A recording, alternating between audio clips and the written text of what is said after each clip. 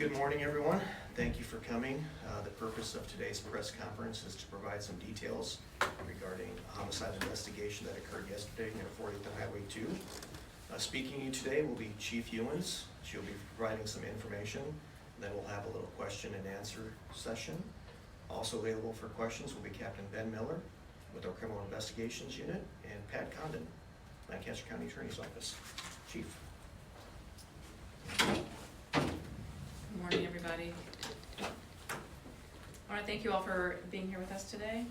Last night, as you know, the Lincoln Police Department arrested two youths in connection with the death of 70-year-old Jesse Gilmer. That occurred in an apartment near 40th Street and Highway 2. This morning, we are releasing the names of the youth arrested. They will be charged as adults due to the nature of the crime. Sally Gilmer, 15 years of age, was arrested for first-degree murder and the use of a deadly weapon to commit a felony, and Isaac Angschmidt, 16 years of age, was arrested for aiding and abetting murder in the first degree. I'd like to provide a brief summary of the investigation leading up to the arrests.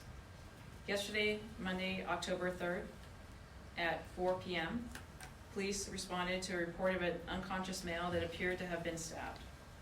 Arriving officers found Jesse Gilmer deceased in the residence, with injuries consistent with being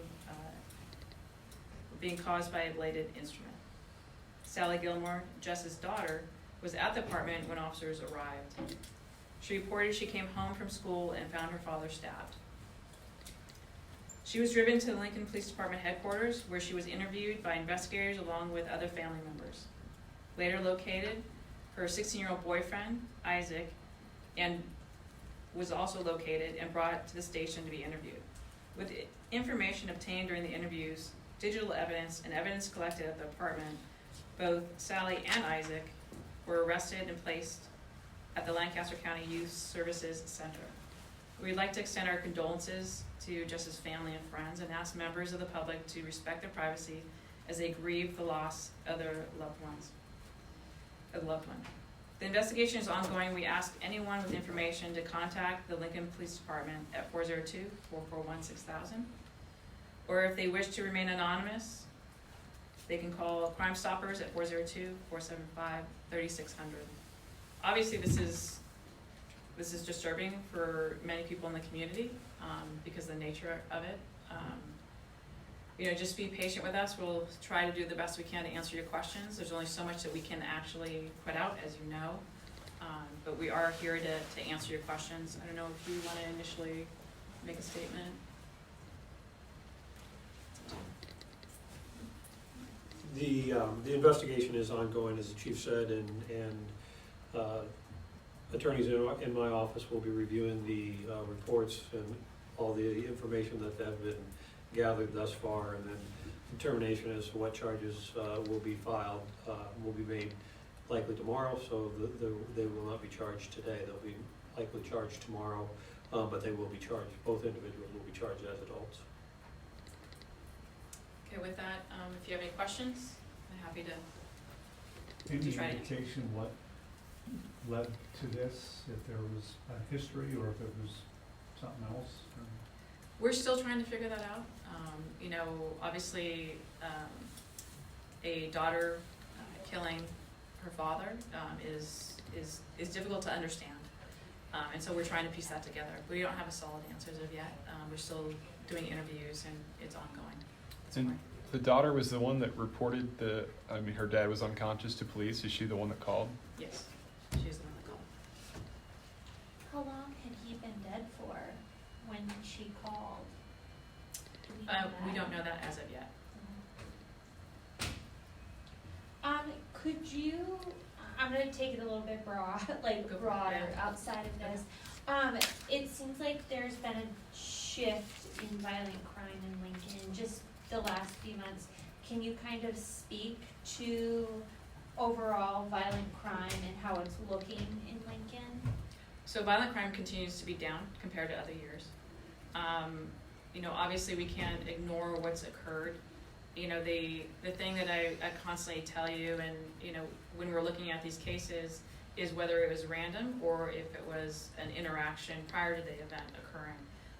And I'm gonna say, every single case that we've brought forward to you is not random. And so the public needs to feel that, you know, the fact of the matter is that, you know, throughout the country, there's a lot of random events occurring. Here, there is an interaction prior. That was my next question is, what can we say to people who live in the community who may be concerned that violence is going up? There's the appearance of it. Mhm. So what could we say to someone who's worried about it? Yeah, you know what, our responsibility is to report to you what occurs in Lincoln. When I first came in a long time ago, we didn't do that. We didn't tell you everything that occurred, and so that's the change. Really, if anyone is over the age of 50, they really should understand that, is that we weren't as open and transparent as we are today. And so I will tell you, I feel very comfortable living in Lincoln.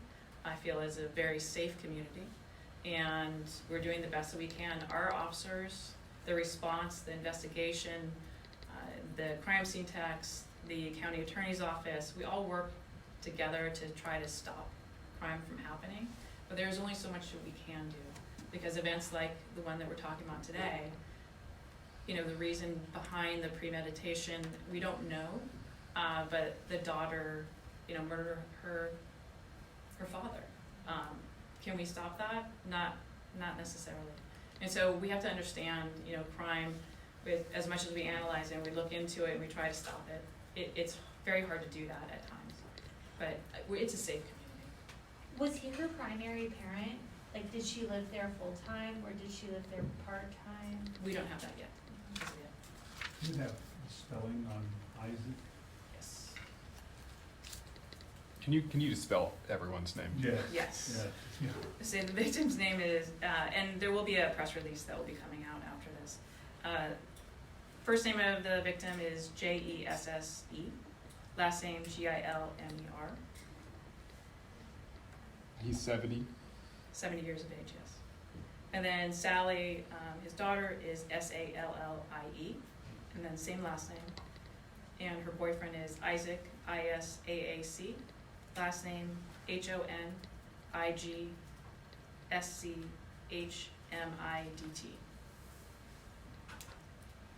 Chief, did you recover a suspected murder weapon at all? We believe that we do, but we're still processing everything. And you know, I know you've had a number of homicides in Lincoln. You know, they're not connected, but is there any common thread between any of these drugs? You know, alcohol, mental health? I mean, A common thread, there is no common thread with all of them. Can you say if what you recovered is a knife or is it something else? We believe we have the weapon used, but we're still, obviously through crime scene techs and everything else, we need to process the entire location to ensure that we have the correct one. Any other questions? I guess when you say that you guys kind of reported violent crime more frequently to the public, I guess are you saying that previously the police department didn't report every murder that happened, or I guess what do you mean by that? So what I mean by that, the question was about violent crime. Yeah. Murder is one of those Okay. subjects. I'm not saying that this department, I'm saying broadly in law enforcement, we were not good at it. It's the same reason why they built this room, is so we can report to you every single day at 10. You know exactly when we're going to report any crime that occurs that rises to the level for reporting to the media. And we're trying to be more transparent and open about what happens in the city. That didn't happen before in law enforcement. So it's not specific to this agency, it's specific across the country. and Chief, with so many homicides, how has your department been, handled it? How stretched is it in all these investigations that you're having to do? It's very stretched. Thanks for asking that. I mean, the men and women in our investigative teams, as well as our personnel on the street, the response to all these crimes, it is taxing. What they see is not acceptable, and that includes the collisions that we've been seeing lately. The officers are stretched, both physically and emotionally. And so we do our best to try to get them the help that that they need, but, you know, the expectation is we have to continue going out every single day. And we go from one run to the next, and that's hard if you actually think about what it is my officers see. And so we do our best to try to help them with that.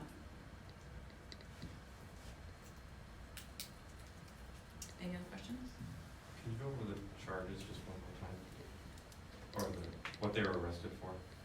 So she was arrested for first-degree murder, and he was arrested for aiding and abetting in the first degree. But as you know, Pat said that the charges will come forward tomorrow. Yes. The new charges is being charged as an adult. Was there anyone else in the home when this happened? Not that we're aware of, but again, it's still early on in the investigation, and there's a lot that will unfold from here on. I know you said you haven't narrowed an exact time of death, but is this all thought to have occurred yesterday, or is there any indication that he had been dead for several days? No, we believe it occurred yesterday. Do you know what school, do they both go to the same school? Do you know what high school they go to? Is it high school or is it? Do you have that information? They do both go to the same school, and we're working with Lincoln Public Schools to make notifications to staff and students there as well.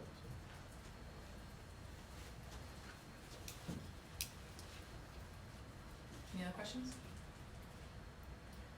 Okay, thanks, everybody. Thank you. We will follow up, and as we move forward, to hopefully give you some more details and answer your questions. Thanks. Thank you.